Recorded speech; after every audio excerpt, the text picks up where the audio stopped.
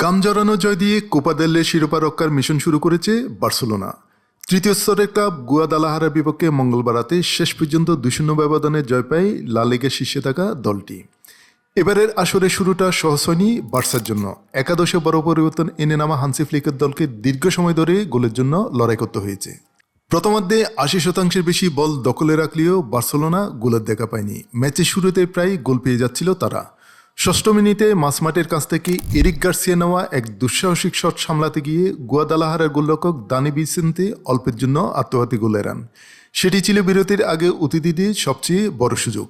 Rashford ও Lamine Yamal প্রথমার্ধে তেমন প্রভাব রাখতে না পারায় হতাশায় পড়তে হয় বার্সা সমর্থকদের। তবে বিরতির পর আক্রমণের ধার বাড়ায় কাতালানরা। ম্যাচের 76তম মিনিটে অবশেষে লিড পায় বার্সেলোনা। ফ্র্যাঙ্কি ডি ইয়ংয়ের নেওয়া ক্রসে হেড করে বল জালে পাঠান ডিফেন্ডার আন্দ্রিয়াস ক্রিস্টেনসেন। এটি ছিল ম্যাচে বার্সেলোনার 19তম শট। যোগ করার সময়ে জয় নিশ্চিত করেন মার্কাস রাশফোর্ড। লামিনে ইয়ামালের বাড়ানো বল ধরে গোলরক্ষককে কাটিয়ে ঠান্ডা মাথায় গোল করেন ইংল্যান্ডের এই ফরওয়ার্ড। গত মৌসুমে চিরপ্রতিদ্বন্দ্বী রিয়ালকে হারিয়ে রোমাঞ্চকর ফাইনালে নিজেদের 32তম কোপা দেল রে শিরোপা জিতেছিল বার্সেলোনা।